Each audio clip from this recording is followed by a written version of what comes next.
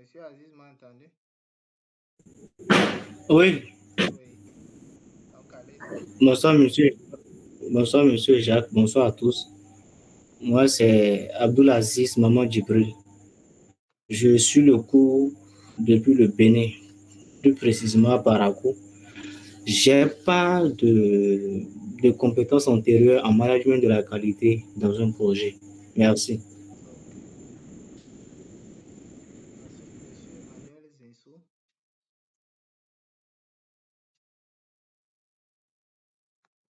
Est-il avec nous? Ok. Monsieur Joseph Aulan. Ok, moi c'est Milimouno Joseph Paoulan, je vous suis depuis la Guinée-Conakry et je suis agent, disons, de développement communautaire, mais en termes de management de la qualité, je n'ai pas assez d'expérience là-dessus. Ok. Merci. Madame Juliane Adenakou.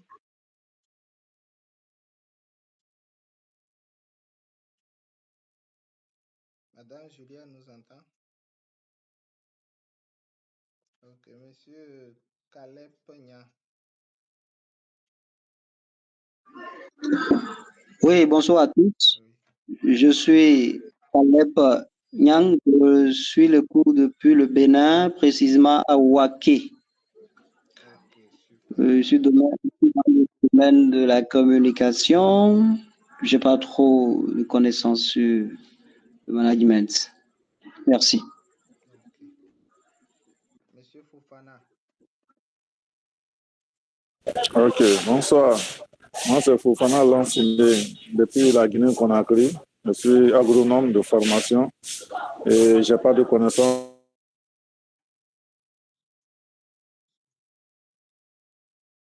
Ok. Monsieur Rodrigue Zanou. Ok.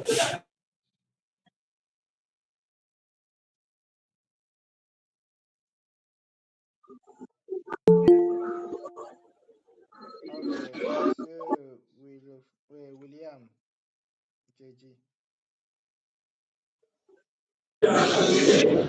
Bonsoir, chers tous. Je suis William Dedi. Je vous suis depuis le Bénin. Je suis dans la commune de Boycon. Je n'ai pas de compétences antérieures en management de qualité. Merci. Ok, merci beaucoup. Il y avait un temps, Madame Alijatou, qui nous avait rejoint, elle est encore partie. Peut-être que c'est la connexion. Ok, merci beaucoup aux uns aux autres. L'ordinateur, il ne sait pas qu'est-ce qu'il me veut.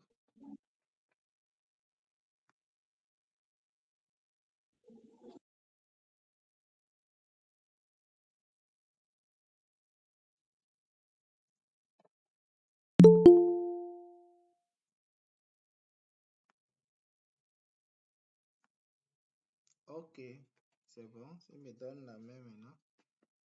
Pour ceux qui ne me connaissent pas, je réponds au nom de Jacques Tayoura. Je suis le coordinateur national d'un programme de financement qu'on appelle CIG au Bénin. Je suis aussi le directeur du cabinet Tainate Business Center et qui a beaucoup de filiales, dont sa filiale d'encadrement qui est appelée Académie du Savoir, qui intervient aujourd'hui sur le plan national et international. Donc, nos formations sont beaucoup plus en ligne qu'en présentiel. En présentiel, c'est une autre personne qui s'occupe de ça. Moi, je suis beaucoup plus en ligne et je m'occupe du volet gestion de projet et aussi du côté digital. Donc, voilà les deux volets dont j'ai la charge. Donc, je suis spécialiste en management de projet, expert en suivi, évaluation et capitalisation de projets, spécialiste en coaching des jeunes et développement des relations d'affaires en milieu réel, consultant indépendant dans les études, que ce soit études de référence, les évaluations à mi-parcours, évaluation finale ou bien évaluation ex-post, des formations, coaching, renforcement, suivi, évaluation. Donc, c'est quand même de très belles expériences que j'ai vécues dans le domaine et que ces moments vont être vraiment des moments de partage. Donc, en matière de management de la qualité, c'est mon vécu, c'est mon quotidien. Donc, je suis chaque fois dedans et j'ai été félicité plusieurs fois. J'ai reçu même beaucoup de prix par rapport à ma manière de gérer, que ce soit dans les projets, que ce soit en entreprise. Parce que j'ai eu des expériences dans des entreprises et dans des projets programmes. Voilà pourquoi ce cadre en management de la qualité ne sera pas focus projet de développement, ça sera aussi projet d'entreprise. J'aurais abordé aussi des aspects en termes de projet d'entreprise. Alors, cette formation s'inscrit dans le cadre d'un renforcement de capacité dans un parcours de compétences en vue d'obtenir une certification en management de projet et en suivi évaluation. Donc, cette certification, pour avoir cette certification, il faut suivre 10 modules. Donc, nous avons 2 vagues par an. Donc, chaque semestre, il y a une vague. Et la vague actuelle, nous avons démarré depuis janvier et nous allons terminer certainement en août ou bien septembre au plus grand tard, où nous allons lancer en même temps la deuxième vague de l'année. Donc, nous avons déjà fini le volet management de projet. Nous sommes dans le volet suivi-évaluation. Donc, dans le volet suivi-évaluation, c'est 5 modules. Avant-hier, on vient de terminer le premier module qui est l'introduction sur le suivi-évaluation. Nous sommes en train d'aborder le deuxième module maintenant qui est le management de la qualité. Donc, ce n'est pas une formation en vogue comme ça ou bien ce n'est pas une formation qu'on a attrapée comme ça qu'on veut dispenser, mais c'est un cursus, c'est un parcours de compétences. Et dans la méthodologie de notre formation, c'est qu'il y a une phase gratuite qui donne accès à tout le monde, que vous soyez du domaine ou pas, que vous ayez l'expérience ou pas. Donc, c'est le moment de partage et aussi vous permettre de vous familiariser à ce que nous faisons, de vous familiariser aussi à nous et aussi de jauger notre niveau avant de pouvoir prendre le risque de débourser vos fonds pour pouvoir suivre cette formation-là. Et comme je l'ai dit, c'est un moment où ça nous permet de nous connaître, de créer aussi des relations. Donc, l'objectif de cette formation, c'est de vous amener à maîtriser les principes et concepts fondamentaux du management de la qualité dans un cadre de projet de développement et d'entreprise. C'est rare que vous trouvez une formation qui parle des deux. Si vous allez sur le net, vous allez voir soit c'est développement de projet, soit c'est entreprise. Mais ici, nous avons mis ça ensemble pour après vous montrer le lien, c'est-à-dire qu'est-ce qui fait la différence, où il y a des points où ils se convergent, ainsi de suite, ainsi de suite. Le deuxième objectif, c'est de vous donner des compétences nécessaires pour planifier, mettre en œuvre, suivre et évaluer la qualité tout au long du projet, tout en tenant compte des spécificités des projets de développement et d'entreprise. Donc, chaque fois, j'aurai à faire cette différence-là. Et enfin, c'est de développer une approche stratégique et pratique pour garantir la conformité aux normes et standards de qualité dans la gestion de projet. Donc, cette formation, la phase gratuite va durer 2 jours, c'est-à-dire aujourd'hui et demain. Nous allons suivre cette formation ensemble pendant 2 jours pour ceux-là qui veulent avoir des bases. Parce que généralement, nos cours gratuits, c'est des bases. Ailleurs, c'est nos cours gratuits que les gens utilisent pour former des gens des centaines de mille. Mais nous offrons cela gratuitement. Donc, imaginez si nous, on offre ceci-là gratuitement, que sera le contenu payant. Donc, il y a des gens qui ont pris des risques une fois pour aller au contenu payant. Ils ont pu constater qu'il y a vraiment une large différence entre le niveau gratuit et le niveau payant.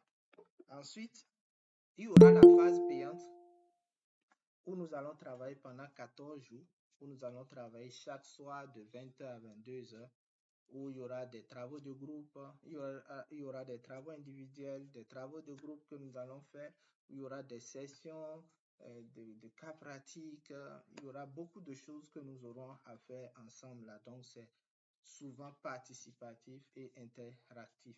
Donc, le coût de la formation, la phase gratuite est, comme on a dit gratuite, c'est à 0 francs. C'est-à-dire, on ne va pas vous réclamer de l'argent. Si après, quelqu'un vient derrière pour vous demander de l'argent, ce n'est pas nous et ce n'est pas de notre responsabilité. Mais si nous finissons et que vous voulez une attestation pour la phase gratuite, là, vous allez devoir payer pour l'attestation. Et la phase payante est à 70 000 francs. Mais si vous avez suivi la phase gratuite de bout en bout, c'est-à-dire aujourd'hui et demain, vous pouvez avoir une réduction de 20%. Mais celui qui n'a pas suivi la phase gratuite, c'est 70 000 francs, il n'y a pas de débat. À moins qu'il attende la vague prochaine, parce que c'est 2 fois nous faisons ce cours à l'année. Maintenant, quelle sera l'approche méthodologique de cette formation? Cette formation sera beaucoup plus interactive et participative, je l'ai dit. Donc, l'apprentissage sera centré sur les échanges et interactions. Donc, nous allons privilégier des discussions, des ateliers pratiques, des études de cas pour stimuler votre engagement. Il y aura l'apprentissage par la pratique aussi. Nous aurons à utiliser des outils pratiques. Notre approche aussi sera axée sur les résultats concrets. Donc, ça va permettre à chacun de pouvoir repartir avec des outils, que vous pouvez utiliser directement. Ceux qui sont dans des projets d'entreprise, de projets de développement, vous pouvez utiliser cela directement dans vos projets. Il y aura aussi l'utilisation d'outils numériques si nous avons le temps. On a MS Project qui est là. En suivi évaluation, on a déjà vu quelques outils, mais on n'a pas eu le temps de voir MS Project. Ça sera la phase payante. On n'aura pas le temps de parler de ça ici. Donc, à la phase payante, on va encore, tel qu'on l'a fait en suivi évaluation, on va aborder aussi ces différents éléments. Donc, chers amis, voilà un peu ce que je peux partager avec vous à ce niveau-là. Et aussi, je voudrais attirer votre attention sur un fait par rapport à la formation.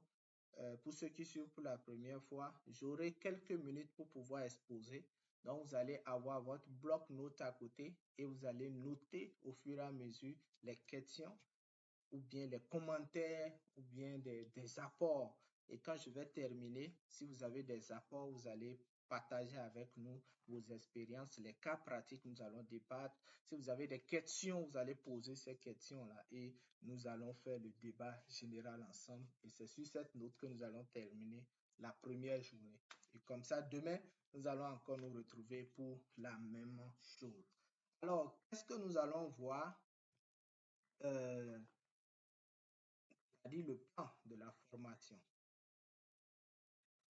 S'agissant du plan de la formation, nous aurons à voir, nous aurons à voir 4 modules.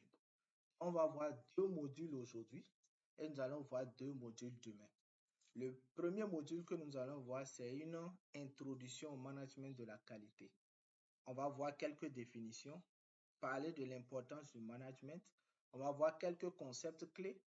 Je vais prendre le temps aussi de vous faire l'historique de la gestion de la qualité. Il est important qu'on partage avec vous pour qu'on sache à partir de quand nous avons commencé par parler de la qualité, quelle était sa forme de départ et quelle est sa forme à nos jours, l'évolution, etc.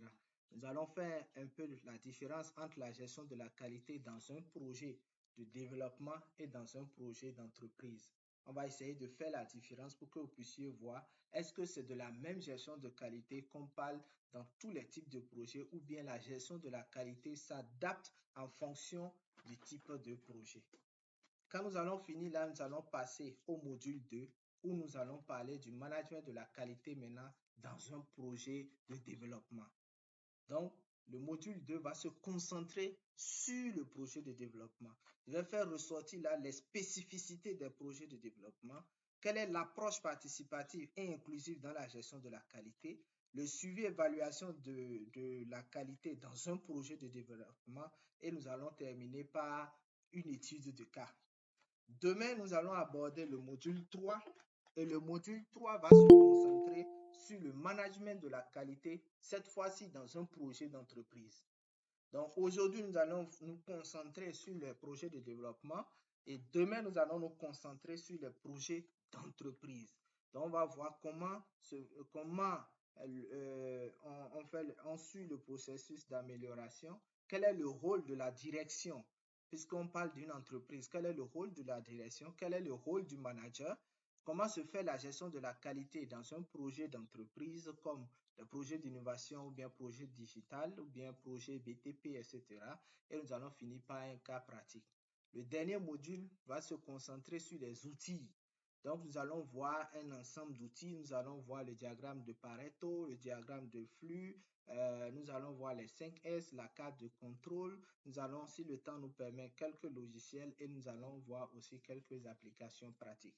Donc, si le temps nous permet, on aura vraiment parcouru ces différents outils-là.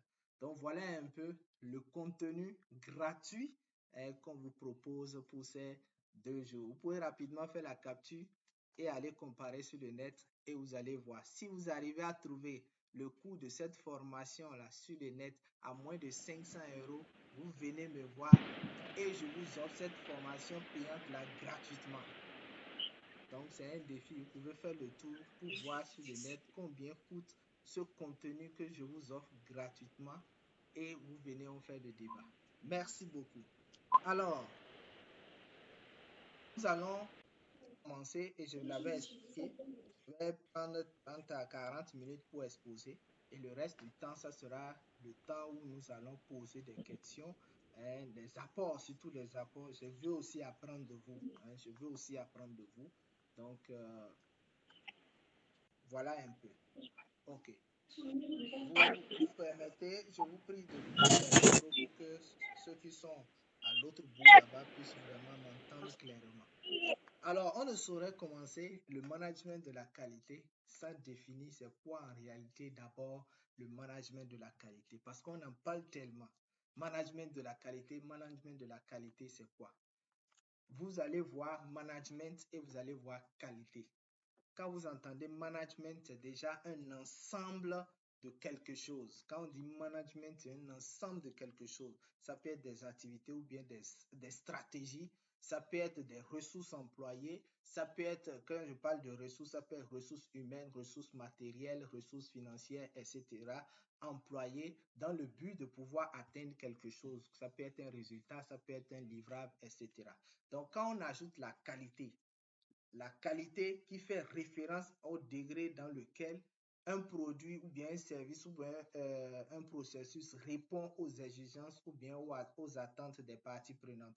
Donc, on parle de qualité quand ce à quoi on s'attendait, on l'a eu effectivement exactement comme ça. Donc, si nous allons définir maintenant le management de la qualité, on dira seulement que c'est un ensemble d'activités, de stratégies mises en place pour garantir que le produit, service ou processus d'une organisation respecte les exigences de qualité. Donc, le but final du management de la qualité, c'est de pouvoir respecter les exigences de qualité. Et pour pouvoir respecter les exigences de qualité, cela implique 4 choses. Premièrement, la planification de la qualité. Deuxièmement, l'assurance de la qualité. Troisièmement, le contrôle de la qualité. Et après, maintenant, l'amélioration continue du processus. Donc, voilà en réalité les 4 éléments. Donc, quand on parle de management de la qualité, c'est 4 choses qui doivent sonner dans votre tête. La planification de la qualité, l'assurance de la qualité, le contrôle de la qualité et puis l'amélioration continue du processus. Donc, voilà les éléments qu'il faut retenir. Maintenant, la qualité a un ensemble de caractéristiques aussi. Et c'est 4 éléments aussi qu'il faut souligner. Quand on dit un produit est de qualité, on dit ce produit-là est de qualité, c'est que ce produit-là doit avoir 4 caractéristiques. Premièrement, c'est la conformité. Est-ce que ce produit-là respecte les spécifications ou bien les standards définis? Je prends un exemple.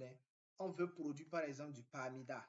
On a le Parmida de base que nous avons, qui est le prototype, et nous voulons maintenant multiplier.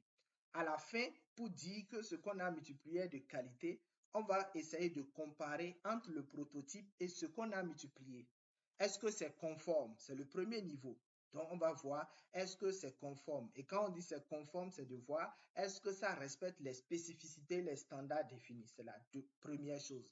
La deuxième chose, c'est la fiabilité. Est-ce que le produit fonctionne de la même manière? On a parlé de savon. Le prototype mousse bien. c'est très bon, ça sent bon. Est-ce que l'autre, quand on va tester maintenant, il faut dire que la conformité fait référence à l'observation, au visuel, ce qui tape à l'œil.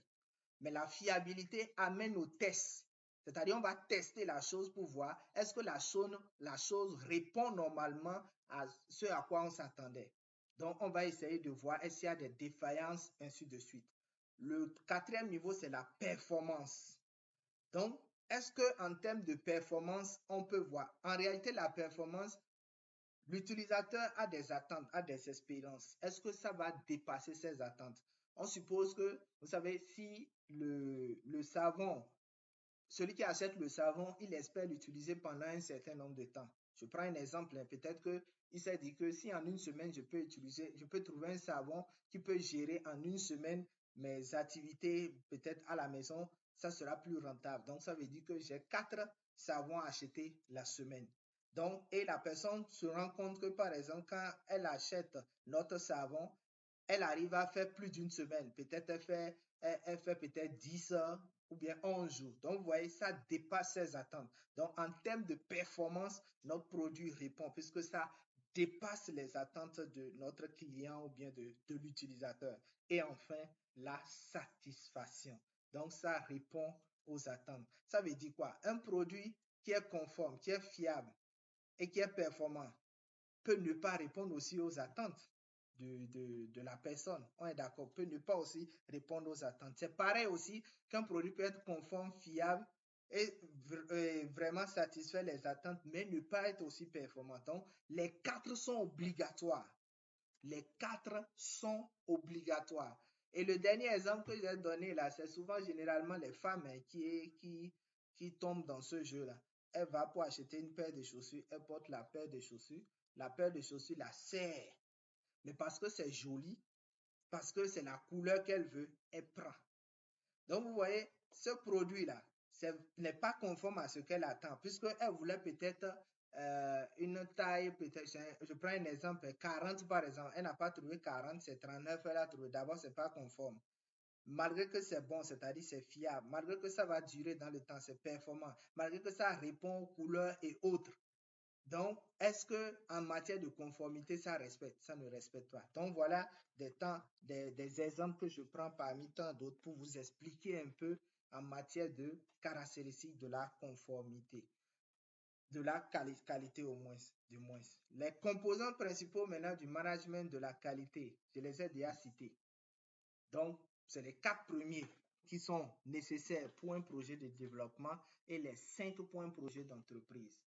Les 4 premiers, c'est quoi? Dans l'ordre, je vais les citer dans l'ordre, c'est la planification de la qualité, c'est l'assurance qualité, c'est le contrôle qualité, c'est l'amélioration continue et c'est la certification. Donc, on fait la certification pour les projets d'entreprise. Mais pour les projets de développement, du fait que leur durée de vie est limitée, maxi 5 ans, et s'ils vont renouveler, c'est encore une autre phase, on ne peut pas parler là de certification de processus. Mais on peut utiliser des normes de certification pour gérer un projet de développement. On n'a pas le temps ici de pouvoir voir les différents types de normes, mais ce dont je vais beaucoup plus parler, c'est la norme ISO 9001 et la norme ISO 14001. Donc, c'est rien que des deux. Là. Sinon, il y en a plusieurs d'autres normes aussi qu'on peut valoriser. Évolue.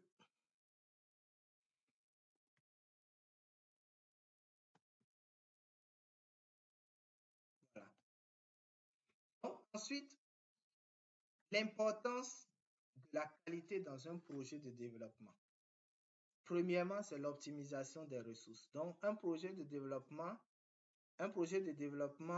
implique souvent des ressources limitées. Donc, je l'ai dit tout à l'heure, et c'est dans une durée limitée, donc des ressources limitées. Donc, une gestion de la qualité efficace permet d'optimiser l'utilisation des ressources. Donc, ici, ça permet d'optimiser les ressources. Deuxième, c'est la durabilité et impact à long terme. Ensuite, la gestion des risques. Ensuite, la conformité aux normes et réglementations. L'amélioration continue et suivie. La transparence et la responsabilité. La transparence, je l'ai répété deux fois. La satisfaction des bénéficiaires et des parties prenantes. Et enfin, je l'ai déjà cité, l'optimisation des ressources. Donc, j'ai mis une flèche là, donc c'est le sens. Donc, ça commence par l'optimisation des ressources en termes de durabilité, en termes de gestion des risques, en termes de conformité, en termes d'amélioration continue, de transparence et responsabilité, de satisfaction des parties prenantes. Donc, la qualité dans un projet est très, très importante. On ne peut pas gérer un projet de développement sans faire référence à la qualité. Si on ne fait pas référence à la qualité, on ne peut pas atteindre les résultats. Parce que vous savez, dans un projet, à un moment donné, on s'arrête pour pouvoir voir est-ce que ce qu'on voulait au départ, c'est ça qu'on a à l'arrivée. Et c'est des analyses que les gens font pour pouvoir obtenir ce résultat-là. OK. Il y avait beaucoup de courant ici, permettez-moi de pouvoir. Voilà, c'est bon. OK. Donc, voilà ce qu'il faut retenir en termes de importance au niveau des projets de développement. Au niveau des projets d'entreprise, un instant, le portable aussi était déchargé. Permettez-moi de charger rapidement.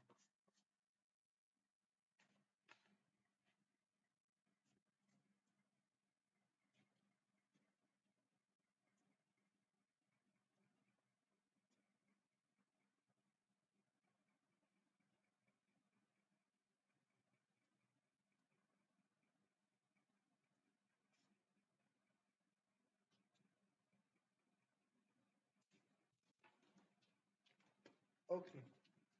Merci beaucoup. Donc, comme je l'ai dit, au niveau de projet d'entreprise, on va aussi partager à ce niveau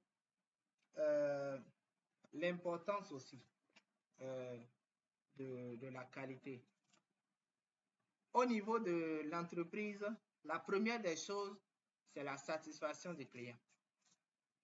Vous savez, un client qui est satisfait pour un travail fait, demain s'il a le même besoin, c'est à vous, il pense premièrement. Donc, le management de la qualité, premièrement, c'est pour la satisfaction de vos clients. Deuxièmement, c'est la réduction des coûts. On va voir ça un peu plus loin.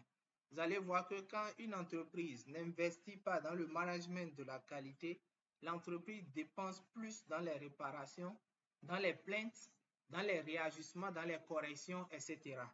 Donc, quand on met en place un système de gestion de management, on économise de l'argent, donc on réduit beaucoup plus d'argent. Il y a la réduction des risques. Parce que le management de la qualité, quand on veut l'adopter dans une entreprise, c'est tout un dispositif. Donc, il inclut la formation des collaborateurs. Et ces collaborateurs, du fait qu'ils sont formés, c'est que ça leur permet de pouvoir adopter des gestes, de pouvoir adopter des méthodes qui vont réduire au mieux les risques, par exemple, de se blesser, les risques inutiles. Donc, cela va permettre de réduire beaucoup de risques. Il y a la motivation aussi de l'équipe. Quand on fonctionne dans une entreprise avec un système de management de la qualité, ça nous permet d'impliquer tout le monde dans ce que nous faisons. Donc, du fait que chacun est impliqué, ça permet à chacun de dire c'est ma chose, c'est notre chose. Donc, nous allons travailler ensemble pour pouvoir avoir le résultat. Donc, il y a la motivation qui est là. Du fait que chacun se donne maintenant, c'est que le résultat escompté, on risque de le dépasser. Et en entreprise, quand on dit qu'on a dépassé les résultats, c'est en termes de rentabilité. Ça veut dire que le chiffre d'affaires qu'on s'attendait, on l'a peut-être augmenté. On suppose qu'une entreprise de BTP qui a mis en place un système de gestion de management et on met ce dispositif-là et l'enroule bien. Donc, du fait que les collaborateurs travaillent bien, le client qui a demandé par exemple un bâtiment, du fait qu'il est satisfait, il peut en parler au service dans son entourage de telle sorte que quand l'entreprise finit, qu'il y ait encore d'autres opportunités qui s'ouvrent à l'entreprise grâce à ce client-là. Cela va augmenter le chiffre d'affaires, cela va encore rentabiliser l'entreprise. Cinquième chose, c'est la conformité aux normes et réglementations. En gestion d'entreprise, pour la qualité, il y a beaucoup de normes qui interviennent. Donc, on va voir le listing un peu plus loin. Il y a beaucoup de normes et de réglementations. Et chaque réglementation suit une logique donnée. Demain, on va y revenir puisque c'est demain qu'on va beaucoup plus parler des projets d'entreprise. Ensuite, nous avons l'amélioration continue. L'amélioration continue, c'est la clé de toute gestion de projet. Que ce soit projet d'entreprise ou projet de développement, l'amélioration continue est la clé. Voilà pourquoi il y a un module que nous allons voir, ça doit être le 4e module que nous allons voir qui porte sur l'amélioration continue. Quels sont les outils qu'on utilise pour une bonne amélioration, pour gérer une amélioration continue, ainsi de suite. Il y a la compétitivité sur le marché. Du fait que vous êtes en train de promouvoir la qualité, c'est que vous êtes plus compétitif. Les gens vont vous prendre au sérieux et vous allez gagner encore plus de marché. Ensuite, nous avons l'amélioration de l'efficacité. Nous avons l'amélioration de l'efficacité organisationnelle et enfin, ça renforce aussi la marque. L'amélioration de l'efficacité organisationnelle fait référence au type de management de qualité que vous avez mis, puisque ça va favoriser les processus et ça va vous permettre de pouvoir mieux organiser votre entreprise. Ça va améliorer la communication au sein de l'équipe, de l'entreprise. Ça va permettre de pouvoir réduire un ensemble de dysfonctionnements dans votre entreprise. Les résultats seront plus visibles, les résultats seront encore plus efficaces. Donc, et votre entreprise va devenir quoi? Une référence dans le pays, dans la sous-région et sur le plan international. Donc, voilà un peu quelques raisons qui doivent pousser les chefs d'entreprise, les gens qui sont dans des entreprises, que ce soit des entreprises de fourniture de biens et de services, c'est que ces personnes-là doivent forcément intégrer dans leur gestion le management de la qualité. Et il faut mettre en place un système de gestion de la qualité. J'ai déjà défini la qualité, les standards et autres. Alors, j'ai parlé dans mon développement du système de gestion de qualité. C'est quoi en réalité un système de gestion de qualité? Le système de gestion de qualité, ce n'est rien d'autre qu'un ensemble de processus politiques et procédures pratiques qui vont permettre à votre organisation de gérer, d'assurer la qualité sur tous les aspects. Donc, ce système-là aide à définir comment les processus sont réalisés et mesurés et améliorer du moins pour garantir les produits. Ça veut dire quoi? Un système de gestion de qualité, ça veut dire quoi? Je vais prendre un projet, par exemple, un projet ou bien une entreprise de BTP. Quand on veut faire la fonte d'une chambre simple où on ne va pas ajouter de niveau, il y a des normes qu'il faut respecter. Il y a des dosages qu'il faut respecter. Il y a des mesures de sécurité qu'il faut prendre. Quand on veut faire une fondation pour une chambre, par exemple, de 5, 10 niveaux ou bien 20 niveaux, la fondation est différente de la fondation d'une chambre ou bien d'une maison simple. Donc, l'ensemble des directives qui sont données pour le premier cas, l'ensemble des directives qui sont données pour le deuxième cas, c'est ça qu'on appelle un système de gestion de qualité. Ce n'est pas comment on appelle, du fétichisme, bien, c'est pas quelque chose de compliqué. Non, on aura peut-être à faire des exercices sur ça et vous allez voir en fait de quoi on parle concrètement. L'amélioration continue, c'est un processus par lequel une organisation cherche à améliorer constamment ses processus. Donc, l'amélioration continue, si je reviens dans l'exemple que je vous ai donné, ce qu'on a donné comme politique, comme procédure, comme processus pratique pour pouvoir faire une fondation d'une chambre simple, et pareil pour une chambre à 20 niveaux, par exemple, un bâtiment à 20 niveaux, ça ne sera pas figé. Ça ne sera pas figé. Chaque année, il faut revisiter et voir s'il y a des normes qu'il faut changer. Est-ce que le dosage, on ne va pas revoir? Est-ce qu'on ne s'était pas trompé? Ainsi de suite. C'est ça l'amélioration continue. Donc, aucun système de gestion de qualité n'est figé. Donc, ça doit être en amélioration continue.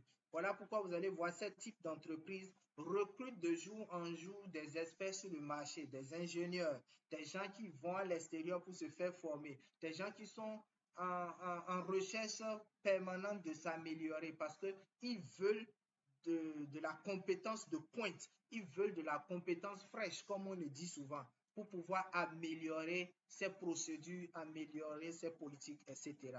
Donc, le management de la qualité, c'est le nœud, ça. Le système de gestion de la qualité et l'amélioration continue.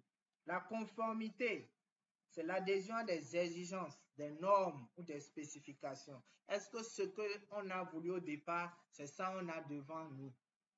C'est ça qu'on a devant nous. Le contrôle qualité et l'assurance qualité, c'est les deuxième et troisième étape d'une gestion de la qualité. L'assurance qualité, généralement, se fait dès le début du projet. Parce que ça, c'est durant toute la période du projet.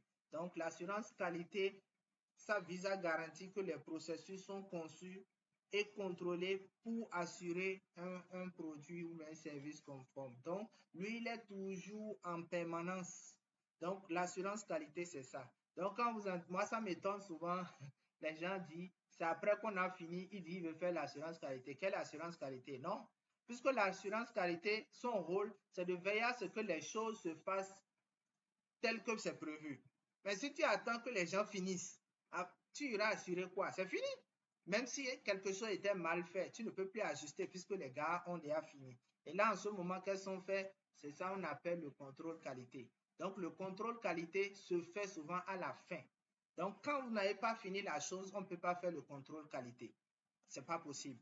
Vous allez voir souvent dans les chantiers, ceux qui sont souvent là pour surveiller si les choses se passent au jour le jour. Est-ce que le dosage est respecté? Est-ce que le nombre de la quantité de ça qu'il faut prendre, c'est ça? Est-ce que les briques, le nombre de briques qu'il faut utiliser? Est-ce que la profondeur de la fondation, le nombre de fer, est-ce que c'est le type de fer qu'il faut utiliser, etc. Ça, c'est de l'assurance qualité, ça. Maintenant, quand on veut construire un bâtiment, on a des niveaux.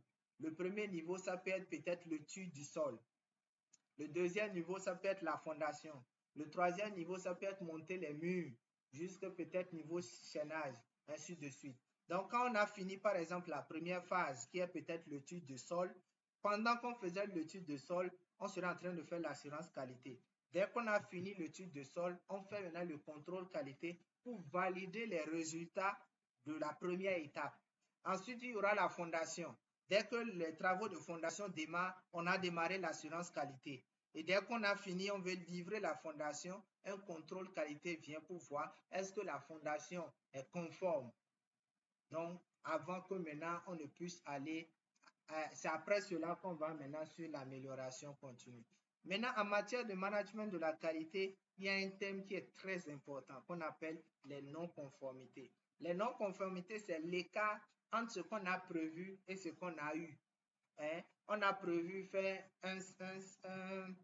un PAMIDA de type pavé, par exemple, pavé droit, par exemple, qui doit peser tel kilo, qui doit mousser comme ceci, qui doit tenir dans le temps pendant ceci, qui doit répondre à ci pendant à ci. C'est ça, ce sont les exigences de notre produit, ça. Si à la fin, il y a un qui rate, ce qui a raté, c'est ça qu'on appelle la non-conformité. Donc, voilà un peu quelques concepts clés que vous devez vraiment garder dans ce métier. Après, c'est un métier. C'est vrai que dans un projet de développement, on ne prend pas quelqu'un en tant que manager de la qualité. Mais dans les projets d'entreprise, on prend toujours un manager de la qualité. Surtout les entreprises qui vendent des biens, des services et autres, c'est trop chez eux, puisqu'ils doivent vraiment avoir de la qualité. À défaut, on confie ce travail-là à ceux qui font le marketing. S'il y a un directeur marketing ou bien un chef service marketing, c'est à eux qu'on confie ça. Mais pour une entreprise sérieuse, on a quand même un manager de la qualité. Alors, nous allons faire un peu de l'histoire et l'évolution de la gestion de la qualité. On a commencé par parler de la qualité à la fin entre la fin du 19e siècle et le début du 20e siècle. Et là, en ce moment, on parlait de la production de masse, puisque là, l'industrialisation et la production de masse devenaient dominantes avec la révolution individuelle. Donc, le contrôle de la qualité se faisait principalement de manière artisanale avant l'arrivée des processus industriels. Donc, tout se faisait de manière artisanale au moment des débuts du XXe siècle. C'est-à-dire que même le savon, il n'y avait pas de machine pour couper ça. Tout se faisait de manière artisanale, ou bien pour ne pas dire avec la main. Donc, l'homme était beaucoup plus sollicité, l'homme était beaucoup plus au cœur. Et comme on le dit, l'homme est faillible. Donc, la qualité n'était pas ce qui devait être. Mais néanmoins, les gens quand même faisaient l'effort de pouvoir respecter approximativement. Dans les années 1920 jusqu'à 1940, on a eu le contrôle statistique de la qualité. Là, on a eu l'introduction du contrôle statistique de la qualité avec la création de ce qu'on appelle la carte de contrôle. La carte de contrôle, c'est un outil clé de gestion de la qualité. Parmi les outils que nous allons voir, il y a la carte de contrôle que nous allons aussi aborder. Donc, c'est un concept clé. Donc, il y a des outils que nous allons utiliser à ce niveau-là. De 1940 à 1950, on a maintenant l'influence de Deming et de Juran, donc qui ont introduit ce qu'on appelle le cycle PDCA, c'est-à-dire planifier, plan, do, check, act. Donc, ce qui veut dire de planifier, de faire et d'agir. Donc, voilà les différents éléments. On va voir ça un peu plus loin. Donc, on appelle souvent PDCA. Et ça, c'est pour l'amélioration continue des processus. Donc, c'est à partir des années 1940, les gens ont commencé maintenant à vouloir améliorer au jour le jour les processus. Et on a commencé par parler des ISO à partir des années 1960. De 1960 à 1980, c'est de là maintenant qu'on a commencé par parler de la gestion de la qualité totale, TQM. On va voir dans les exercices comment on calcule la qualité totale. Donc, c'est à partir de là qu'on a commencé par parler de l'émergence de la qualité. Donc, la gestion de la qualité a vu le jour à partir des années 1960. Sinon, bien avant ça, c'était d'autres techniques qu'on utilisait qui étaient des techniques de manière artisanale avec des outils qui sont venus renforcer ça un peu, qui sont des outils statistiques. On avait la carte de contrôle, on avait aussi le cycle PDCA qui était là, mais qui a été amélioré avec le temps. Vous allez voir, on va en parler tout à l'heure. À partir des années 1960, on a commencé par parler de la gestion de la qualité. Donc, qui est devenue une approche systématique où tous les employés sont impliqués dans l'amélioration. On a parlé de la norme ISO 9000 qui a évolué. Aujourd'hui, nous sommes à la norme ISO 9001, donc qui a évolué. Donc, c'est une norme qui a été publiée pour fournir un cadre standardisé pour la gestion de la qualité. Donc, en réalité, la norme qui s'occupe de la gestion de la qualité, c'est la norme ISO 9000. Donc, nous sommes à la version, je crois, 9001. C'est de ça qu'on va parler aujourd'hui. Donc, à partir des années 1980 jusqu'à 2000, on a commencé par parler maintenant de l'outil Six Sigma. Donc, qui est aussi un outil que nous allons voir ici. On va partager ça. C'est un outil qui a été développé par Motorola. Vous connaissez bien Motorola. Donc, c'est une entreprise qui est en train de faire son chemin.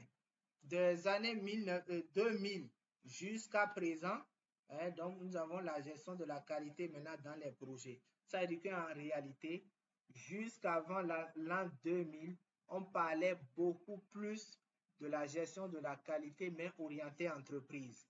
Mais aujourd'hui, on peut parler aisément du management de la qualité, de la gestion de la qualité dans tout type de projet, que ce soit projet d'entreprise ou bien projet de management. À partir des années 2010, on a commencé par parler de qualité et développement durable. Vous savez, nous sommes à l'ère des objectifs de développement durable. Donc, on attend 2030 pour faire le point. Parce qu'en 2030, l'ambition que les gens avaient nourrie, c'était beaucoup plus de parler de zéro faim dans le monde. Il nous reste approximativement 5 ans. Donc, on on a un cours qui va venir après sur l'évaluation d'impact économique, social et évaluation économique, sociale et environnementale, voilà, des projets programmes. Donc c'est là que je vais prendre le temps de vous détailler les objectifs de développement durable et aussi vous faire l'histoire du développement durable. Pourquoi on est arrivé aux EDD? Qu'est-ce qui a conduit à cette ambition? Nous allons voir ça à ce niveau-là. Donc voilà, chers amis, comment la gestion de la qualité a évolué depuis le début du XXe siècle jusqu'à ce jour. Et ces outils que j'ai cités, on aura le temps de les parcourir et de voir comment ils fonctionnent. Seulement qu'on ne pourra pas les appliquer. Je vais juste expliquer ici ces outils et comment ça fonctionne demain. Mais l'application va se faire dans la phase payante. Ok. Quelle est la différence alors entre un projet de développement et un projet d'entreprise entre griffes au niveau du management de la qualité? Je fais souvent un exemple simple. Un projet d'entreprise, c'est la rentabilité. C'est OK, on emploie des ressources, combien ça nous génère? Combien ça nous génère comme profit? On gagne combien dedans? C'est du business. Alors qu'au niveau du projet de développement, c'est trois éléments. C'est la prise de conscience, c'est le renforcement des capacités et c'est l'amélioration. Ça peut être l'amélioration des conditions de vie, l'amélioration du revenu, etc. Donc, pour parler de projet de développement, c'est en fait ça. Donc, quand on parle de projet de développement, il y a beaucoup d'autres branches aussi. On va parler de développement communautaire, on va parler de développement humanitaire, on va parler de développement de prélèvement. Le cours passé, on a parlé de ça en suivi-évaluation. En termes de critères, si je vais revenir au niveau du management de la qualité, au niveau des objectifs, le projet de développement, son objectif ou bien ses objectifs, c'est l'amélioration sociale, environnementale et communautaire, je vous l'ai dit. Et au niveau du projet d'entreprise, c'est la rentabilité, c'est la satisfaction du client, c'est la compétitivité. C'est des objectifs, ça. Au niveau des parties prenantes, au niveau des projets de développement, c'est des communautés locales, c'est des ONG, c'est le gouvernement, c'est les bénéficiaires. Et au niveau des projets d'entreprise, c'est les clients, les actionnaires, les fournisseurs, les partenaires sociaux ou bien commerciaux. Donc, ce sont eux les parties prenantes. La nature des résultats. Quand on fait un projet de développement, qu'est-ce qu'on attend? C'est l'impact social à long terme, c'est la durabilité. Alors qu'au niveau des projets d'entreprise, c'est le résultat immédiat, la performance financière et technique. L'approche de la gestion de qualité. Au niveau des projets de développement, l'approche est participative, centrée sur les résultats sociaux et durables. Alors qu'au niveau des projets d'entreprise, c'est systématique, centré sur les normes industrielles et les standards. Donc, la gestion de la qualité dans les projets d'entreprise ne se fait pas à vue. Il y a des normes et des standards qui existent et il faut juste les respecter, point barre. Là, on n'a pas besoin d'une connaissance externe ou bien d'une participation externe, non. Alors que dans un projet de développement, c'est fait de manière participative. Depuis la formulation jusqu'à la clôture du projet, ça doit être fait de manière participative avec les parties prenantes. Au niveau des ressources et contraintes, au niveau des projets de développement, les ressources sont limitées. C'est une cagnotte qu'on a pour faire un projet. Normalement, si la cagnotte termine, c'est qu'on a terminé aussi le projet et qu'on a atteint les résultats. On a les contraintes sociales et culturelles. Vous allez arriver, par exemple, quelque part, les gens vont vous dire, chez nous, on ne fait pas ci, on ne fait pas ça, ainsi de suite.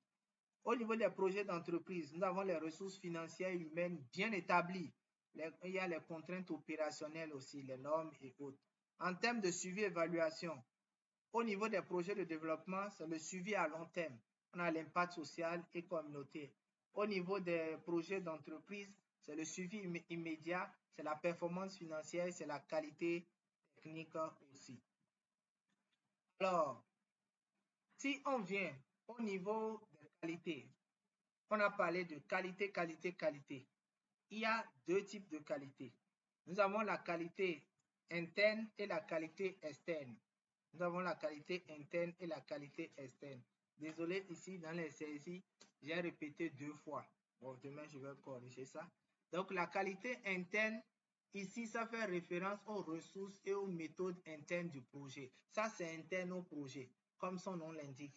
Et la qualité externe, ça, c'est externe au projet. C'est-à-dire perception du client, qu'est-ce que le client a vu, qu'est-ce qu'il a aimé, qu'est-ce qu'il n'a pas aimé, quels sont ses reproches, etc., etc. Donc, c'est juste ça. Alors, qu'est-ce que la qualité n'est pas? La qualité n'est pas uniquement la réponse aux besoins exprimés par le client, non. Donc, quand un client réserve par exemple une chambre d'hôtel pour 2 personnes pour 3 nuits, il veut aussi une chambre propre. Il veut une chambre bruyante, une chambre bien, bien décorée et haute. Donc, il ne veut pas qu'une chambre. Donc, c'est un peu ça. Donc, la qualité ne se limite pas seulement qu'aux besoins exprimés. Il faut que ça aille au-delà. Et quand ça va au-delà, on parle de la performance. Donc, la qualité n'est pas l'excellence. Il ne faut pas confondre l'excellence à la qualité. Une Ferrari peut représenter l'excellence, mais une autre marque moins prestigieuse peut être de très bonne qualité si elle satisfait les besoins du client. Hein? C'est comme aujourd'hui, on a des véhicules qui consomment et des véhicules qui ne consomment pas, n'est-ce pas? Et généralement, les véhicules qui consomment, c'est des véhicules qui ont beaucoup plus de confort, beaucoup plus de fonctionnalité. Alors que les véhicules qui ont moins de confort, moins de fonctionnalité, ces véhicules-là, par exemple, ne consomment pas. Pour un client qui veut juste un véhicule qui ne consomme pas, vous voyez, lui, à ce niveau, l'excellence ne fait pas la qualité à son niveau. Troisième chose, la qualité ne répond pas à des exigences techniques très pointues. Donc, ça ne répond pas. Donc, une personne, par exemple, évaluant votre poids aux gammes près n'est pas forcément la meilleure qualité qu'un autre un peu moins précis. Donc, la qualité ne répond pas à des exigences techniques très pointues. Hein? C'est comme si je reviens, par exemple, sur notre savon là. On fait notre savon. On a dit que notre savon, par exemple, c'est une capacité, par exemple, d'une semaine. Et lui veut utiliser le savon à la même fréquence et veut que ça fasse un mois. Et après, maintenant, il se plaint. Donc, notre produit n'est pas conçu pour ça. Autrement dit, c'est de vouloir surpasser la norme d'un produit. On dit que tel produit fait ceci. Et lui, il veut que le même produit puisse dépasser la chose ou bien atteindre à un niveau qui dépasse même l'entendement. Donc, voilà un peu ce qu'il faut retenir. En termes de management de la qualité, la source du management de la qualité se trouve dans la conduite de projet. Je le dis toujours. Avant de dire que je suis spécialiste en management de projet, c'est que vous savez comment on conçoit une théorie de changement, comment on met en œuvre une théorie de changement et comment on améliore cette théorie de changement. C'est des cours qu'on a vus dans la certification en management de projet.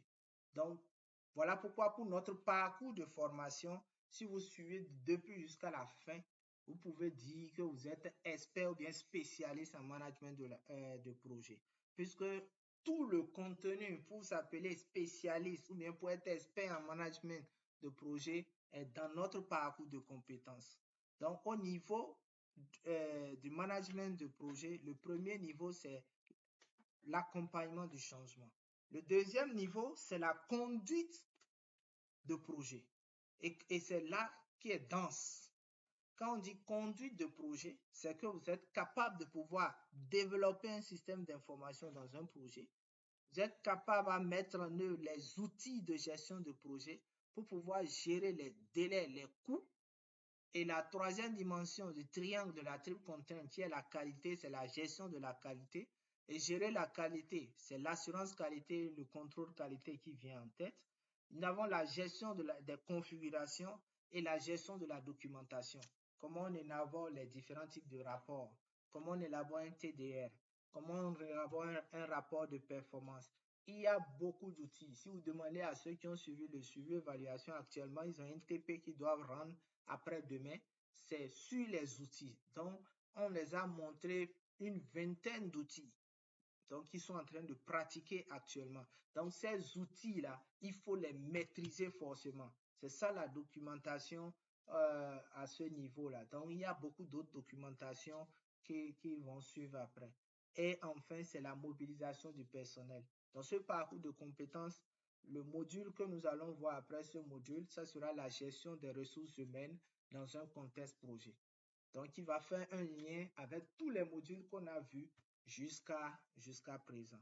Donc, voilà un peu, c'est pour vous montrer les sources de la qualité. La qualité est née, la gestion ou bien le management de la qualité est sous le management de projet. Vous ne pouvez pas dire que vous êtes spécialiste en management de projet et dire que vous ne connaissez pas le management de la qualité ou bien vous ne savez pas de quoi on parle. Impossible. Donc, voilà un peu, c'était pour vous montrer les sources. Ensuite, nous allons voir les 4 coûts de la qualité. Les 4 coûts de la qualité. Mais bien avant ça, nous allons définir encore c'est quoi les coûts de la qualité. Les coûts de la qualité, c'est l'ensemble des coûts engagés par une organisation pour garantir que ses produits ou services répondent aux attentes. Nous avons 4 coûts. Nous avons les coûts de prévention, les coûts d'évaluation, les coûts de non-qualité interne et les coûts de non-qualité externe. Voilà les 4 coûts que nous allons voir. On va voir les formules pour voir comment on calcule ces différents coûts-là. Donc, la gestion de la qualité, j'avais déjà abordé son importance et aussi la réduction des coûts. Je vais parler ici. Voilà. Donc, ici, nous avons le coût de la prévention. C'est quoi le coût de la prévention en management de la qualité? C'est ce qu'on a dépensé pour pouvoir éviter les défauts et garantir la qualité dès le départ. C'est les ressources qu'on a employées pour s'assurer que ce produit parmida qu'on veut produire là, à la fin, on doit forcément avoir le même parmida. Donc, c'est ça qu'on appelle les coûts de prévention. Et généralement, les coûts de prévention sont composés, par exemple, de la formation du personnel. Parce que si on veut avoir la même chose à la fin, il faut former le personnel sur comment produire ça. Il faut développer aussi des politiques, des systèmes. Il faut dépenser dans la maintenance pour que les appareils soient en forme. Si au moment du processus de fabrication, il y a une panne au niveau d'une machine ou bien il y a une défaillance au niveau d'une machine, on n'aura pas la même chose. Donc, il faut dépenser dans la maintenance préventive, la planification et la conception aussi, le développement des standards et procédures. Tout ceci, tous ces fonds que nous aurons à dépenser pour s'assurer qu'à la fin, on aura le même produit qu'au départ, c'est ça qu'on appelle les coûts de prévention. Donc, en management de qualité, si on vous demande quels sont les coûts de prévention de votre projet, on est en train de vous demander combien va coûter avec toutes les assurances possibles de votre combien va coûter avec toutes les assurances possibles la fabrication de votre produit pour un projet d'entreprise.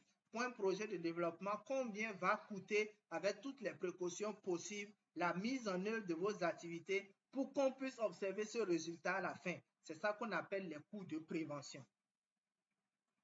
Le deuxième coût, c'est les coûts de qualité. Ce sont les coûts qui concernent les efforts pour vérifier les produits ou services, pour vérifier que les produits ou bien les services respectent les normes de qualité.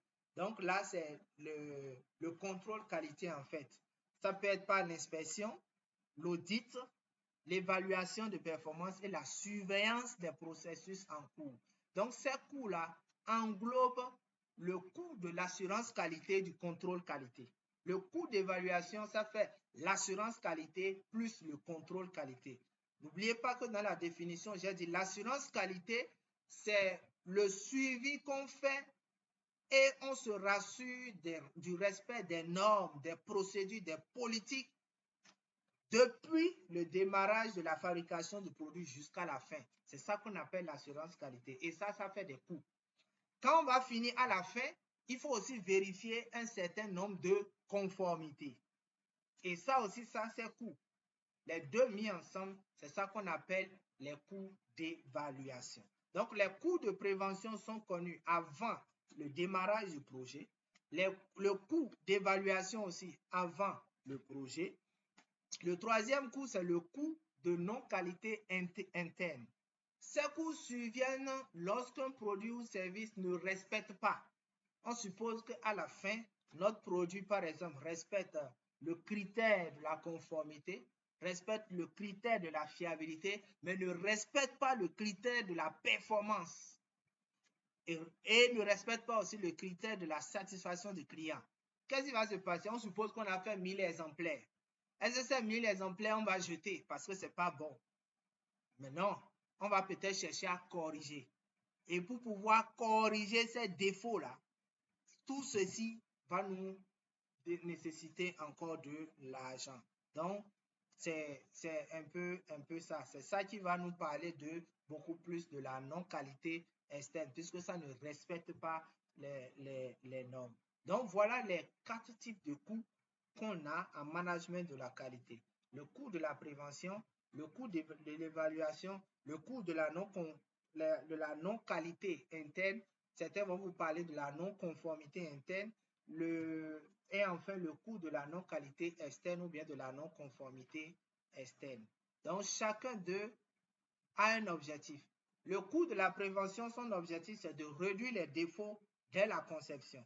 Le coût de l'évaluation, c'est d'identifier les problèmes avant qu'ils n'atteignent le client. Avant que ça n'atteigne le client, puisqu'on va faire l'assurance qualité et le contrôle qualité. C'est quand on fait le contrôle qualité que normalement le produit sort de notre entreprise.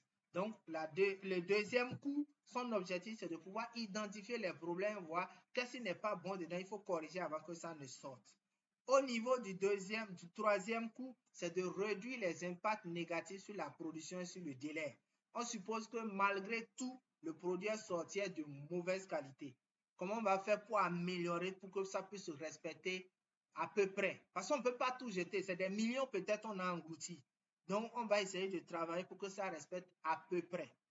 L'objectif maintenant du coût de non-qualité externe, c'est de minimiser les conséquences sur la satisfaction client et la réputation. Maintenant que le produit est de mauvaise qualité et qu'on a mis un peu d'argent pour rattraper un peu le tir, l'objectif est le coût de non-qualité qui est relié au défaut après le produit, c'est de pouvoir amener maintenant le client à accepter le produit malgré les défauts.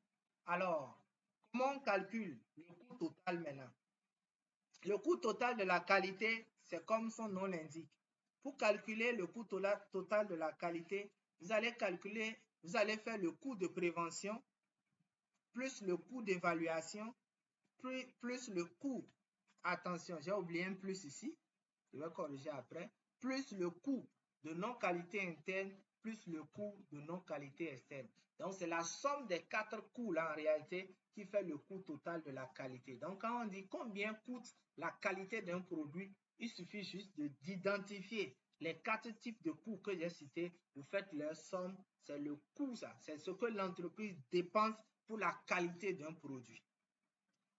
Maintenant, pour pouvoir calculer le coût de non-qualité interne, pour calculer le coût de non-qualité interne, vous allez prendre le coût de reprise. Parce qu'on a dit que le produit ne respecte pas les qualités.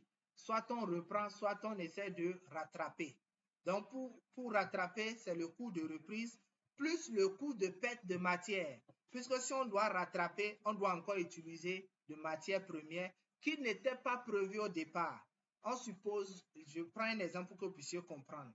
Pour notre production de Pamida, on a un ensemble de fournisseurs qui doivent nous fournir des matières premières.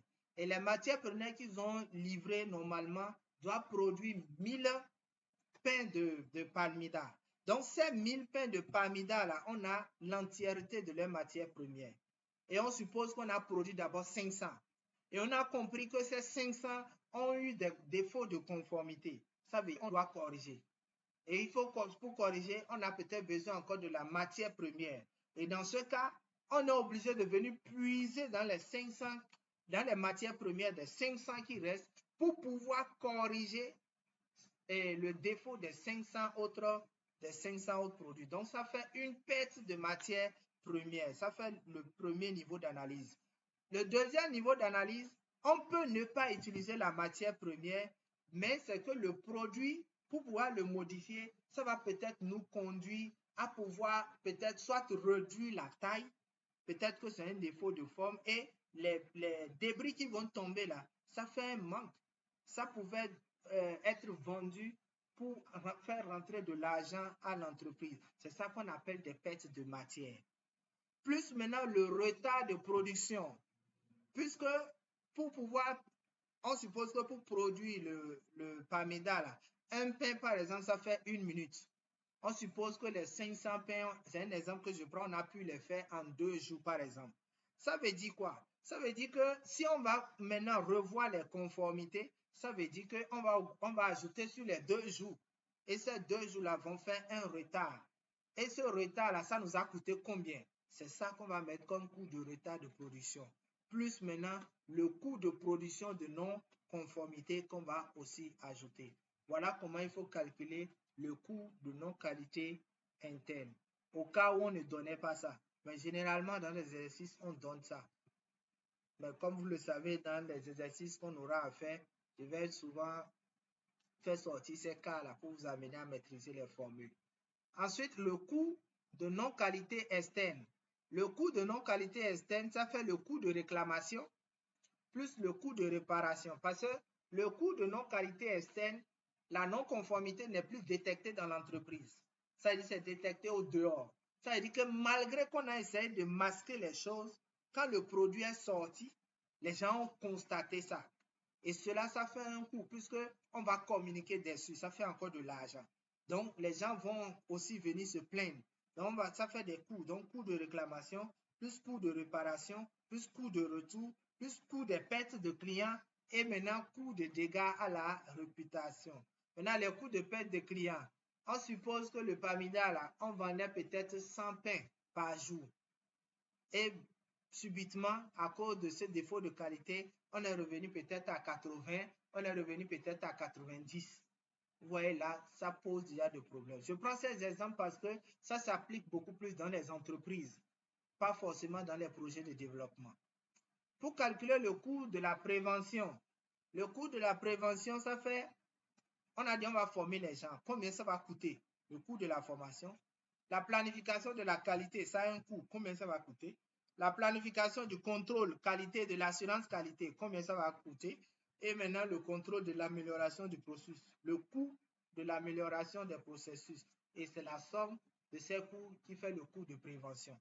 Pour le coût d'évaluation, ça fait le coût d'inspection, plus le coût de test, plus le coût d'audit interne, plus le coût de contrôle statistique.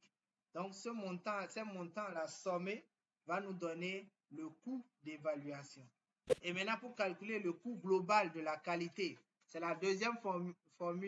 C'est la même chose. Coût global de la qualité ou bien coût total de la qualité, c'est la même chose.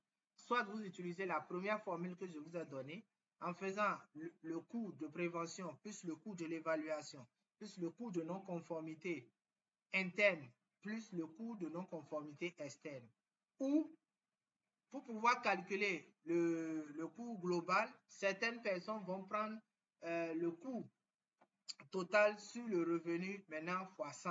Donc, que certaines personnes prennent. Et cette formule-là, on l'utilise généralement quand ceci n'est pas disponible. Par exemple, quand vous n'avez pas tous ces éléments, on donne un exercice, on vous dit par exemple le coût total de la qualité fait tant. Et là, vous pouvez maintenant l'exploiter pour pouvoir calculer là. Mais généralement, dans la pratique, c'est cette formule-là qui est beaucoup plus utilisée. C'est ça que moi j'utilise d'ailleurs. Voilà, il y a d'autres formules ici. Ça, c'est pour les projets de développement. Pour calculer le coût total de qualité, vous faites juste le coût total. Vous allez faire le coût de conformité plus le coût de non-conformité, c'est tout. Donc, le coût de la conformité plus le coût de la non-conformité, ça fait le coût total de la qualité. Pour les projets de développement, c'est comme ça, c'est simple. Il n'y a pas trop de calculs et autres. Maintenant, quand, par exemple, vous ne connaissez pas trop aussi combien va coûter le coût de conformité ou bien le coût de non-conformité, vous pouvez agir avec le coût total de votre projet. Donc, généralement, le coût total de la qualité fait de 20 à 30% du coût du projet total, de votre projet. Donc, c'est ça. Maintenant, pour le coût de la conformité, excusez-moi, ça fait de 2 à 5%. Donc voilà un peu ce que je peux donner comme information à ce niveau. On va prendre un cas, donc ici voir comment ça se fait.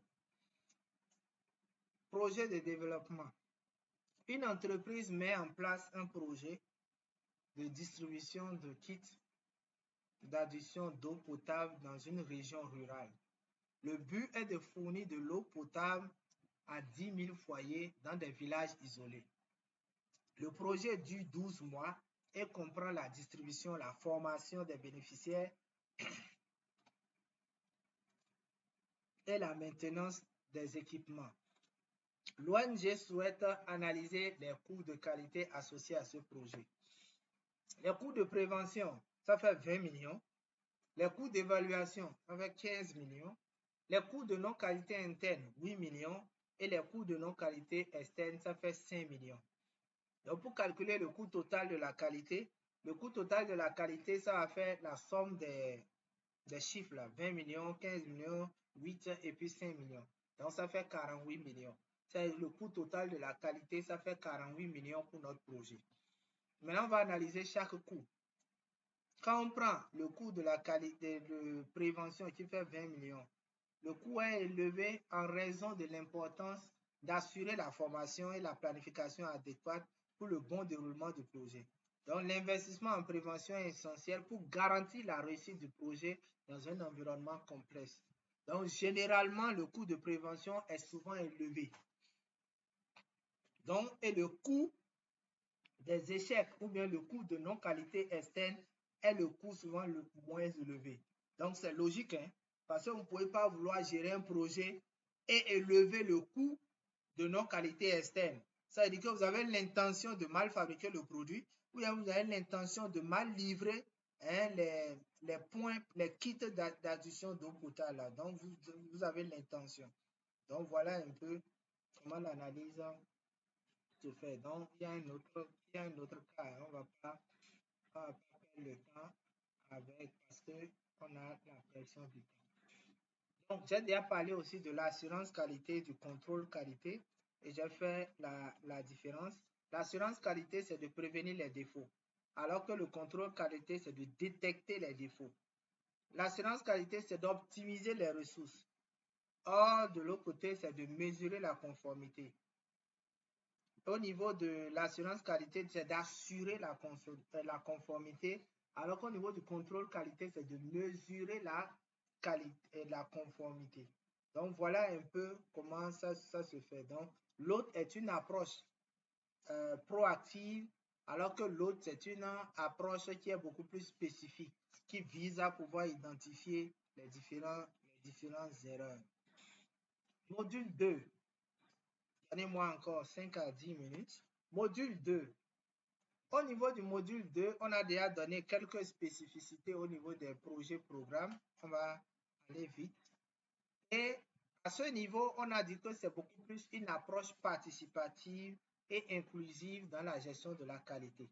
Donc, il met l'accent sur la collaboration, la consultation et l'engagement des bénéficiaires. Donc, dans un projet de développement, si vous voulez faire du management de la qualité, c'est qu'il faut forcément utiliser l'approche participative et inclusive. Donc, il va mettre l'accent sur la collaboration, la consultation et l'engagement des bénéficiaires. Depuis qu'on a commencé ce parcours, vous allez constater que je mets l'implication des parties prenantes au cœur de la gestion du projet. Et je l'avais précisé, j'ai dit, tous les outils que nous aurons à utiliser doivent être mis en place de concert avec les parties prenantes. Donc, les principes fondamentaux de l'approche participative sont l'inclusion des parties prenantes à tous les niveaux. Il ne faut pas dire qu'on va les mettre ici, là-bas, ça ne les concerne pas, on peut évoluer sans eux. Non, du début jusqu'à la fin, à tous les niveaux, on doit inclure les parties prenantes. 2. La consultation continue. On doit les consulter à tout moment. Il n'y a pas de questions sur lesquelles on va les consulter et les questions sur lesquelles on ne va pas les consulter. Il faut toujours prendre leur regard. La prise en compte des besoins locaux et culturels, c'est très important. Quand on va vouloir évaluer la pertinence du projet, c'est des éléments sur lesquels on va tabler. La transparence et la responsabilité, c'est qu'à des moments donnés, il faut rendre compte à la partie prenante. Vous nous avez confié une mission, voici ce qu'on a fait, voici là où on est, voici ce qui nous reste. C'est très important. La transparence et la responsabilité. Et enfin, l'autonomisation des bénéficiaires. À des moments donnés, il faut laisser les bénéficiaires s'exprimer. Généralement, pour les projets de développement, comme je l'ai toujours dit, les 2 premières années jusqu'à la moitié de la 3e année sont des années où les interventions sont intensives. Donc, ces interventions viennent pour accompagner, pour renforcer, pour ressourcer, pour donner tout ce qu'il faut pour pouvoir mettre en place l'innovation. Mais à partir de la 2e moitié de la 3e année, on commence par faire marche arrière et on laisse complètement les parties prenantes devant, histoire pour qu'ils puissent prendre la main devant nous. C'est ça qu'on appelle l'autonomisation des bénéficiaires. Je tiens à faire cette parenthèse. De nos jours, les projets programmes n'aiment plus qu'on parle de bénéficiaires. J'ai voulu l'utiliser pour que vous puissiez mieux comprendre. Mais ayez à l'œil que cette fois-ci, on ne parle plus de bénéficiaires, mais on parle des acteurs. C'est ça. On ne parle parce que l'analyse a montré que quand vous considérez ceux-là à qui vous êtes en train de faire de ceux-là que vous voulez amener à prendre conscience de leur situation, quand vous les considérez comme des bénéficiaires, quand vous finissez le projet aussi fini et on n'a plus d'impact. Mais quand vous les considérez comme les acteurs, vous leur donnez des attitudes d'acteurs. Parce qu'un bénéficiaire, tu lui donnes tout du début de l'accompagnement jusqu'à la fin. Alors qu'un acteur, tu lui donnes ce qu'il faut pour pouvoir sortir lui-même de la situation dans laquelle il s'est mis ou bien dans la situation qui veut le retrouver. C'est ça un acteur. Donc, partout là où je vais parler de bénéficiaires, retenez que je suis en train de parler d'acteurs maintenant et je vais attirer votre attention sur ça. Donc, voilà un peu les principes fondamentaux de l'approche participative et inclusive en management de la qualité. Vous devez inclure à tous les niveaux les parties prenantes, les consulter à tout moment, prendre en compte leurs besoins, les rendre compte à tout moment et à un moment donné, les laisser autonomes, les laisser agir seuls. Voilà ce qu'il faut retenir. Maintenant, comment il faut mettre en œuvre l'approche participative? On a vu la définition, on a vu les principes. Maintenant, quelles sont les étapes à suivre pour pouvoir mettre en œuvre l'approche participative et inclusive dans la gestion de la qualité? 1. C'est de l'évaluation des besoins des acteurs. J'ai mis entre parenthèses bénéficiaires. Donc, qu'est-ce qu'ils ont besoin dans ce processus? Vous devez d'abord évaluer ces besoins-là. Ça peut être par un atelier, ça peut être une descente de terrain et vous allez organiser des focus group, ça peut être par des entretiens, ça peut être par des enquêtes. À vous de voir selon la partie prenante, selon l'acteur, quel est l'outil que vous allez utiliser pour évaluer ces besoins. Ensuite, c'est la conception et la planification participative. La gestion de la qualité, je vous ai dit que le premier niveau, c'est la planification. Donc, vous devez planifier la qualité ensemble avec les acteurs pour pouvoir arrimer cette planification-là à leurs besoins. Ensuite, le suivi évaluation participative. Ce qu'on planifie, le but final, c'est de mettre en œuvre. On ne planifie pas quelque chose qu'on ne va pas mettre en œuvre. D'ailleurs, même c'est parce qu'on veut mettre quelque chose en œuvre qu'on planifie. Donc, quand on commence la mise en œuvre, il faut suivre, il faut évaluer. Donc, au cours de cette planification, il faut responsabiliser aussi les acteurs pour certaines tâches liées à la qualité. Ce qui fait qu'au moment du suivi évaluation, ça se fait de manière participative. 4e niveau, c'est le renforcement, la formation et renforcement des capacités des acteurs. Dans la gestion de la qualité, il se peut que vous aurez par exemple à utiliser des outils, des méthodes, des notions que les acteurs ne maîtrisent pas. Il faut donc les former sur ces outils-là, les former sur ces méthodes, les former sur ces notions-là pour qu'ils soient au même niveau pour pouvoir vous faire ressortir des informations potables. Et enfin, c'est la gestion des conflits et réajustement des actions. Puisque comme c'est des personnes qui sont nouveaux, il peut arriver que dans la gestion de la qualité, qu'il y ait des conflits qui peuvent naître. Donc, il faut se préparer à ça pour gérer les conflits et réajuster les actions aux besoins. Donc, j'ai donné un exemple d'outil participatif dans la gestion de la qualité. Premièrement, c'est un atelier de réflexion que vous pouvez organiser, un atelier participatif avec les acteurs. Donc, pour pouvoir partager les idées, les solutions possibles et à évaluer l'impact de ces solutions sur leur vie quotidienne. Donc, pour pouvoir mettre en œuvre l'approche participative et inclusive, vous pouvez commencer par un atelier.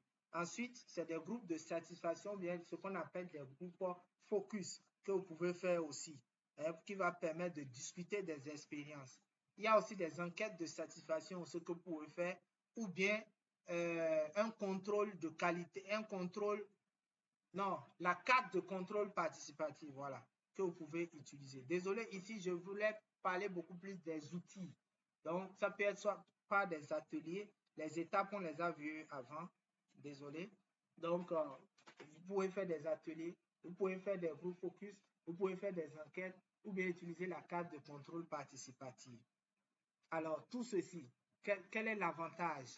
Pourquoi ne pas évoluer et les laisser? Pourquoi il faut vraiment les prendre en compte? Premièrement, c'est pour pouvoir réduire les risques de rejet. Si vous ne les impliquez pas au bilan, ils peuvent dire qu'eux, ils ne se retrouvent pas dans ce que vous dites. C'est l'adaptation aux besoins. Ça va vous permettre de pouvoir savoir quels sont leurs problèmes et comment les arrimer. Troisièmement, c'est le renforcement de la durabilité. Du fait qu'ils ont été impliqués aux actions, ils vont participer à la durabilité. Et enfin, c'est l'amélioration de l'impact social. Puisqu'ils ont participé de bout en bout, puisque après vous, ils vont continuer à mettre en œuvre, c'est qu'on aura un impact au-delà même de leur milieu de vie. Voilà, donc je suis en train de finir. Le suivi et évaluation de la qualité dans les projets de développement. Au niveau du suivi, ça vise à s'assurer que les activités du projet sont réellement réalisées comme on a prévu. Donc, vérifier la mise en œuvre, surveiller les progrès, identifier les problèmes et puis collecter les données. Au niveau de l'évaluation, c'est de mesurer les réussites. La réussite, c'est d'analyser les effets, c'est de tirer des leçons et d'évaluer la durabilité. Donc, les principes de suivi et évaluation, nous avons la participation des parties prenantes, la transparence et la responsabilité, basée sur les indicateurs de qualité pertinents, l'approche flexible et adaptative. Donc, on a les collectes de données de qualité. S'agissant des méthodes et outils de suivi et évaluation de la qualité, au niveau du suivi de la qualité, nous avons les indicateurs de performance, nous avons les tableaux de bord, nous avons les réunions régulières de suivi et les visites de terrain. Donc ça, ce sont les outils et les méthodes que vous pouvez utiliser pour pouvoir suivre la qualité. Pour évaluer la qualité, on a l'évaluation à mi-parcours, on a les enquêtes de satisfaction des bénéficiaires, nous avons l'analyse des écarts, l'étude d'impact et puis maintenant l'évaluation externe qu'on appelle l'évaluation S-POS. Maintenant, pour finir, puisque là, c'est un cas qui est là, que je vais donner pour demain. Pour finir, on va parler des indicateurs de qualité dans le suivi, évaluation et le processus d'adaptation et d'ajustement.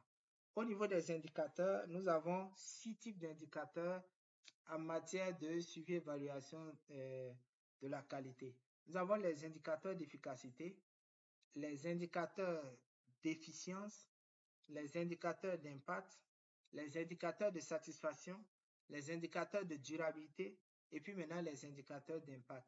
Donc, c'est ces 6 indicateurs-là mis ensemble, suivis de près, qui va vous permettre de savoir si vous faites du management de qualité ou pas. Après ça, il y a cet exercice et c'est là que je vais m'arrêter pour aujourd'hui. Donc, demain, on va corriger ça. Là, on va commencer. Donc, maintenant, vous pouvez faire la capture et peut-être réfléchir sur ça. Donc, est-ce qu'il y a des questions maintenant pour moi?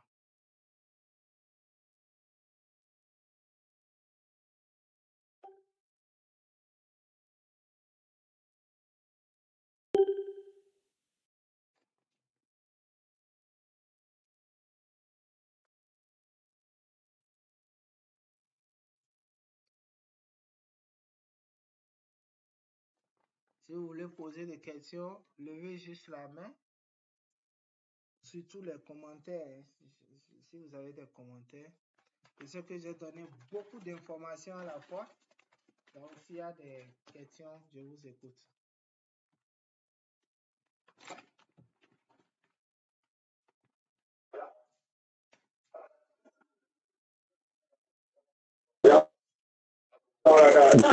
Vous pouvez envoyer dans le forum, comme ça on va regarder et réfléchir. Oui,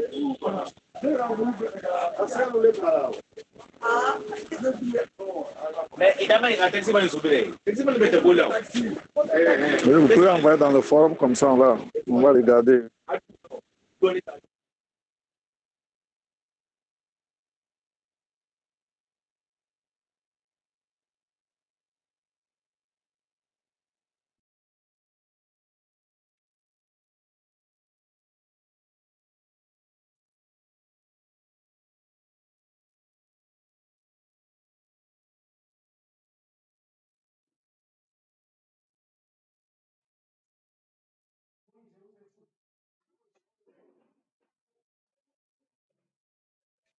Oui, je vous écoute.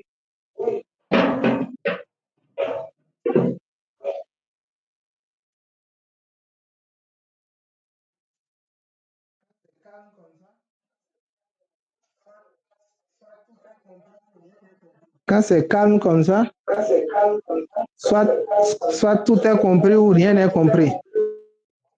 Ok, moi je vais donner un élément. Voilà, j'avais déjà noté une question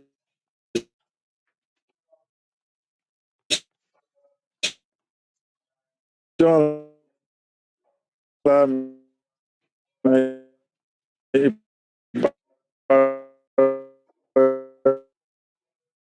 ne sais pas si c'est à mon niveau. Je ne vous ai pas du tout entendu. vous êtes un peu revenu sur ça. Moi, j'avais un peu résumé. C'est-à-dire, quand on parle d'assurance qualité, tout simplement, on fait allusion au suivi. Et quand on parle de contrôle qualité, simplement, on fait allusion à l'évaluation. Après, quand je regarde un peu tout ce que vous avez eu à développer,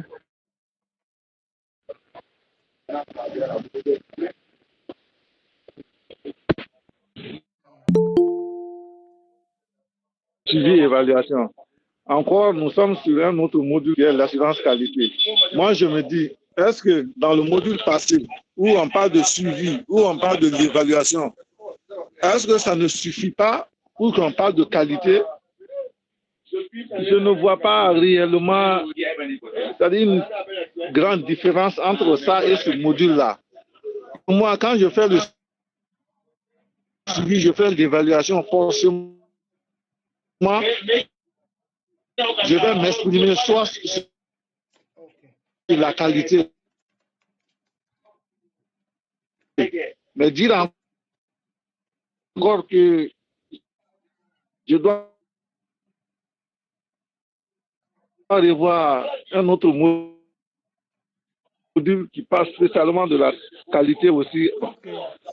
Moi, c'est un peu comme ça que je suis en train de voir. Je vais passer par un exemple pour vous faire comprendre l'importance de la qualité, que ce soit en management de projet, de développement ou bien en management de projet d'entreprise.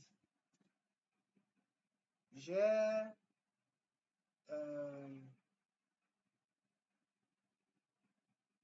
vais produire par exemple, je ne sais pas si chez vous, vous faites ça, mais chez nous au Bénin ici, c'est très récurrent.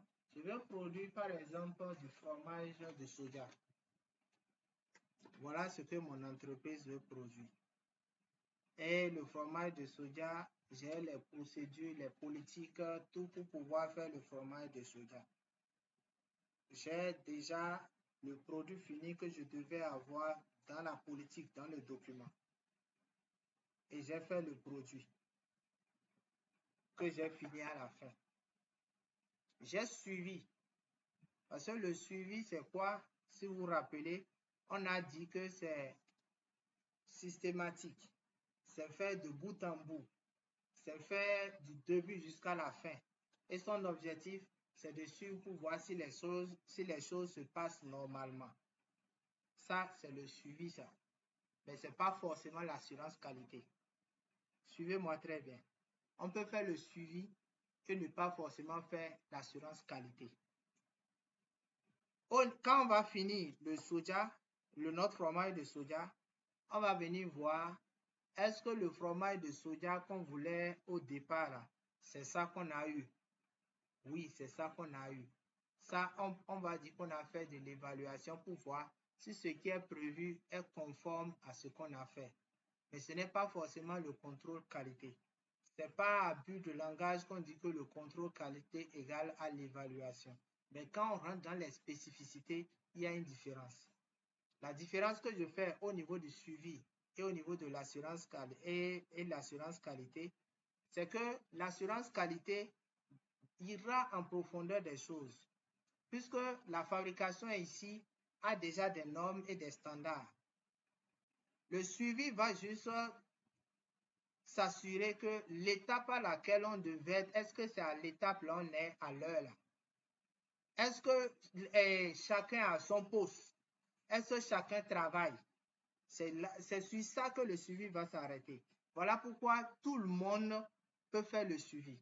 Mais l'assurance qualité, il faut être un spécialiste du domaine. On ne peut pas prendre un maçon pour dire d'aller surveiller un ferrailleur. On ne peut pas prendre un ferrailleur pour dire d'aller surveiller, par exemple, un maçon. Ouais, on ne peut pas prendre une spécialiste en transformation d'arachide, par exemple, en huile, d'aller surveiller une spécialiste de transformation de soja grain en fromage de soja. Ce n'est pas possible. Donc, l'assurance qualité et le contrôle qualité se fait par des spécialistes, pas des généralistes. Alors que le suivi et évaluation, on peut ne pas être spécialiste. Parce que nous, on va juste se référer à qu'est-ce qui devait être fait. Est-ce que c'est en train d'être fait? À la fin, est-ce que ce qu'on devait avoir, est-ce qu'on a ça? On a fait de l'évaluation. Mais au niveau de l'assurance qualité, pour transformer le soja en fromage, voici le premier niveau qu'il faut faire. Quels sont les ingrédients qu'on devait utiliser? Quels sont les dosages qu'on devait utiliser? Quel était le temps qu'il fallait respecter d'une étape à une autre étape? Qu'est-ce qui devait être fait? Est-ce que ce niveau est atteint? Ça, c'est l'assurance qualité, puisque là, on rentre dans les spécialités. À la fin, quelle est la forme que le soja devait avoir? Est-ce que ça devait être légèrement fermenté? Quel est le goût que ça devait avoir? Combien de temps ça peut être conservé à la fin pour pouvoir peut-être garder ça pendant de longues durées? Est-ce que, et là, on va parler de contrôle qualité. C'est très important. Surtout pour des entreprises, renseignez-vous. Il y a toujours un spécialiste qualité dans les entreprises. C'est au niveau des projets de développement qu'on laisse ça au suivi évaluateur. C'est le suivi évaluateur qui s'occupe de la qualité dans le projet de développement. Et là, dans le projet de développement, lui aussi, il ira encore plus loin. C'est pour cela que je vous ai toujours dit que le suivi évaluateur, en réalité, c'est le boss du projet. Malheureusement, c'est le poste le plus ingrat dans un projet. Tu es celui qui travaille le plus, mais tu es celui qui gagne le moins encore. Voilà, c'est un poste ingrat. C'est bon maintenant, M. Fofana?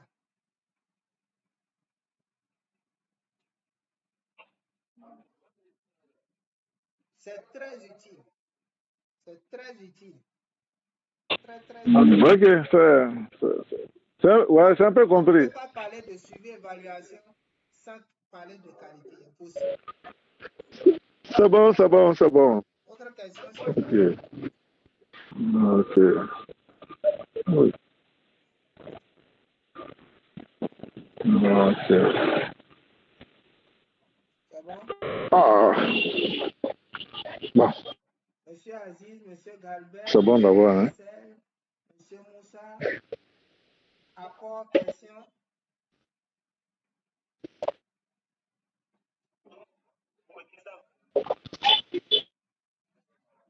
Ok. Bon, de mon côté, ça va. Hein. Je n'ai pas de questions particulières. Oui, merci pour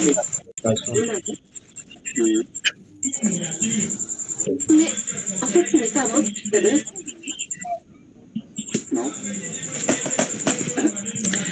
Oui, bonsoir, chers tous.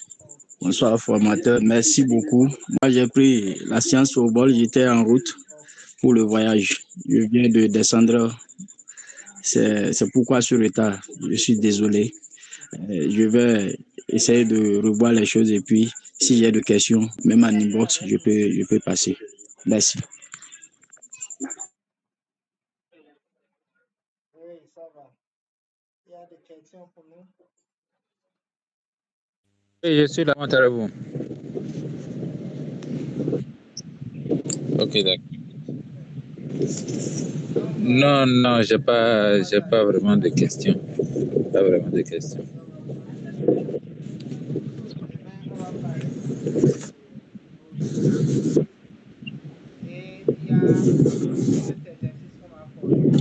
Je vais faire rapidement la capture et répondre sur ça.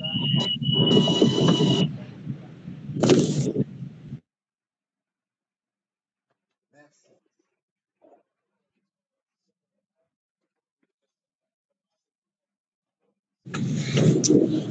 Oui, s'il vous plaît, à propos de réflexion, là, vraiment, ce qu'on a, ce qu'on a déjà arrangé le vendredi, c'est lourd, hein.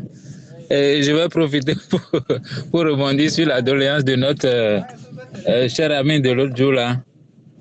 Vraiment, c'est pas facile, hein. Voilà, c'est vraiment lourd. C'est vrai que c'est des tableaux à remplir, mais c'est pas des tableaux à remplir n'importe comment. Il faut réfléchir. Donc, vous allez regarder dedans pour nous. On va essayer de travailler, mais si vous pouvez prolonger un peu pour nous, ça va nous avantager aussi. Je ne sais pas si c'est la même chose pour les autres aussi, hein. Sinon c'est vraiment compliqué de gérer en journée pendant qu'on est en service en fait. Donc c'est le soir qu'on essaie de rester un peu tard pour travailler dessus. Je vais faire revenir aussi tout à l'heure. Certainement.